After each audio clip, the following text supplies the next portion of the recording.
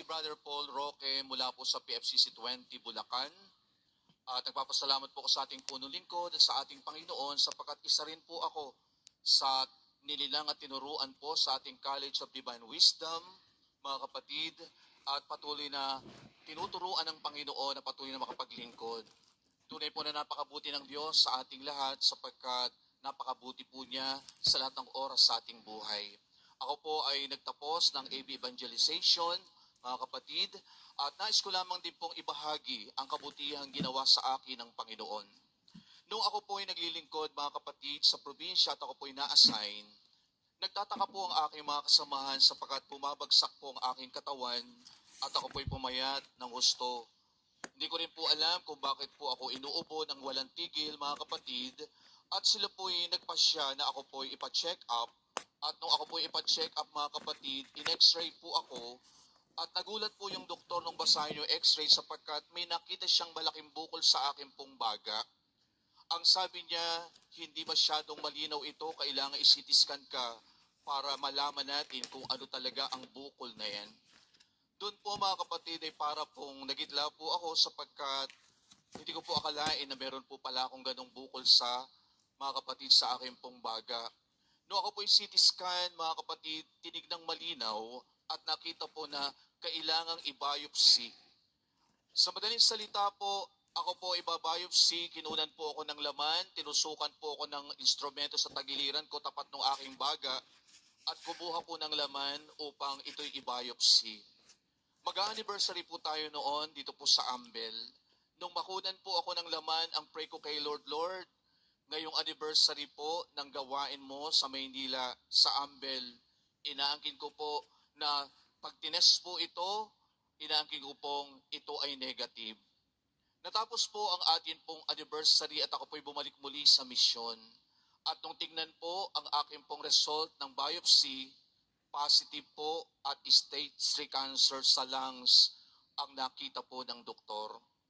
Mga kapatid, salamat po sa Panginoon sapagkat nung dumating po sa akin ang ganitong matinding pagsubok, tinamnan na po ako ng salita ng Diyos sa pamamagitan ng ating punong lingkod.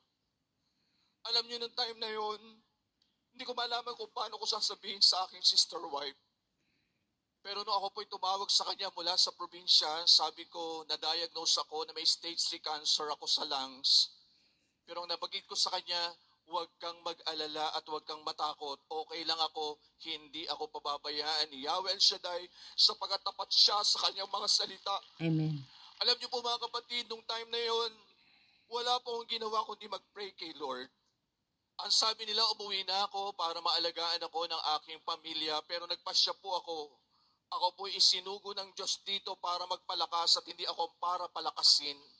Nagpatuloy po ako ng paglilingkod at nandoon po ang kalakasan na binibigay ni Yahweh El Shaddai. Tulad po ng turo ng ating punong lingkod, ako po ay nagdadasal tuwing alas 3 at nakikisabay sa Kanya. At ang sabi ko sa Panginoon, Lord, alam ko po na Ikaw ang Diyos na manggagamot. Amen. Ikaw ang Diyos na nagsalita, Panginoon, sa amin na huwag kami mangamba at huwag kami mag-alala. Amen. At alam niyo, mga kapatid, dinala na po ako sa oncologist at sinabi na po sa akin ng oncologist sa kailangang ako'y i-chemotherapy. Binigyan na po niya ako ng listahan ng halaga ng chemotherapy. Pero alam niyo po, ang Diyos ay napakabuti. Sapagkat nung umalis po yung oncologist, kinausap po ako ng sekretary ng doktor. At ang sabi niya, brother, ako po'y umaatin ng gawain ni El Shaddai. Huwag ka pong magpakemo. Sapagkat lahat po ng kinemo ng aming doktor ay namatay po kasama ng aking tatay. Magtiwala ka po sa Panginoon sapagkat sa Kanya ay walang imposible. Amen. Alam niyo, mga kapatid, hindi po ako nagpakemo. Tuloy-tuloy lang po ang naglingkod. Hindi po ako makakain, sumusuka ako, pero alam niyo po, determinado akong gumaling. Amen. Kaya sabi ko, kakain ako, pag sumuka ako, kain uli. Sabi ko, Lord, ang unang subo ko para sa iyo sa paglilingkod ko. Amen. Ang pangalawang subo ko sa asawa ko, sa anak ko. Praise God. Sapagat alam kong sa iyo ay walang imposible. Amen. Umuwi na po ako at na-recall, mga kapatid. At alam niyo, 2 taon na hindi po ako nagpa-check up. At nung magpa-check up Praise po uli the ako, Lord. mga kapatid, after 3 years, Sinabi ng doktor sa akin, wala ka ng cancer, Praise wala na ang God. bukol, clear na. Ikaw ay Amen. pinagaling na.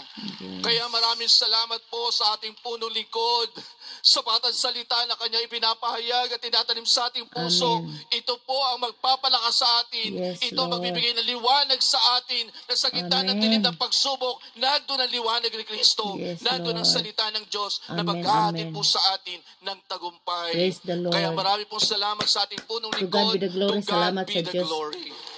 Sa Diyos ang kapurihan. Through Brother Mike na ginamit na instrumento. Salamat sa Diyos.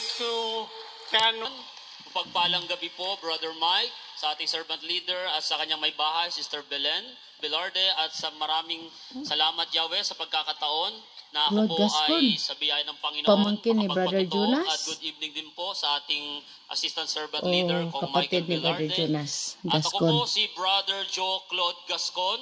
Isa po akong graduate ng College of Divine Wisdom, Bachelor in Arts of Evangelization, Batch 5, taong 2018. Ang gawain po ni Praise the Yahweh Lord. El Shaddai ay aking kinalakihan sa impluensya at pagsama sa akin ng aking magulang, ang aking ama na si Brother Romy Gascon. At mula pa po ng bata, Ay, ako'y pamangkin. kasama na namin Pamangkin tatay ni sa mga Brother prayer Jonas, meeting. siguro to. Kinalakihan ko po ang gawain ni El Shaddai at sinasama niya ako sa Luneta every anniversary. At mga panahon na yon, aliw na aliw ako sa helicopter na lumilipad at naglalaglag ng mga maraming panyo nung panahon na yon. Pero sa kinalaunan po mga kapatid, ako po ay napariwara, ako po ay naligaw ng landas habang ako ay nagbibinata. Napasama po ako sa mga hindi tamang samahan. At ako po ay talagang idinulog ng aking mga magulang para maibalik, may panalo pabalik sa Panginoon. Amen. Sa biyaya at habag ng Diyos, sa panalangin ng aking magulang, ako po ay kanilang naipanalo Praise pabalik kay God. Yahweh El Shaddai. At dumating po nung panahon na yon ang aking pagsubok. Ako po ay na-diagnose ng lung cancer due to my excessive smoking nung wala pa ako sa Panginoon. Sa biyaya ng Panginoon, mga kapatid, ako po ay na-isolation sa isang kwarto na ako lang mag-isa. At every night, dinudulog ko sa Panginoon na ako'y dugtungan niya ang aking buhay. At ang isang bagay ang aking pinangahawakan sa Panginoon nung panahon na yon. Kung nasa doktor man ang reseta, na kay El Shaddai naman ang resulta. Amen. So mga kapatid ko sa Panginoon, sa biyaya ng Diyos, ako din po mga kapatid ay nagsumikap na makapagbalik ng kaluguran sa aking magulang. Nagtapos po ako ng kolehiyo. Sa aming magkakapatid, ako po ang una nakapagtapos ng kolehiyo na gusto ko bigyan ng karangalan ng aking magulang. At taong 2019, ako po ay nadistino bilang preacher sa lugar ng Mindanao, sa lugar ng Zamboanga. At dumating po sa aming buhay ang matinding pagsubok, mga kapatid. Taong 2021, kasagsagan ng pandemic, ay pumanaw po ang aking tatay na si Brother Romy Gascon sa sakit sa puso. Malaking dagok po sa akin dahil siya ang aking huwaran, maliban sa ating punong lingkod na kinagisnan ko sa paglilingkod sa Panginoon.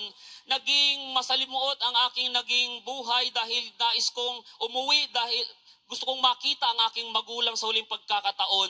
Pero sa kadahilanan nga po ng pandemic, lockdown ang Zamboanga, hindi ko po nagawa.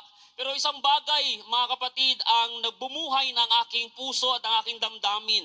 Nung mabasa ko sa Biblia, ang aklat ng awit, sabi doon, maiwan man ako ng aking magulang, may Diyos pa akong aasahan. Amen. Mga kapatid ko sa Panginoon, ako po ngayon ay preacher ng PFCC 20 Bulacan. Ipinagpapatuloy ko ang ligasiyang iniwan ng aking ama sa paglilingkod sa Panginoon. Amen. Tunay nga, mga kapatid, truly our Heavenly Father, Yahweh El Shaddai, always constantly watches over me. Amen. Hindi niya po Jesus' pinabayaan name. at Thank you, patuloy niya akong sinasamahan. Maraming salamat, Yahweh El Shaddai. To God be the glory. Praise the Lord. Salamat sa Diyos. Purihin ang Panginoon. Panginoon.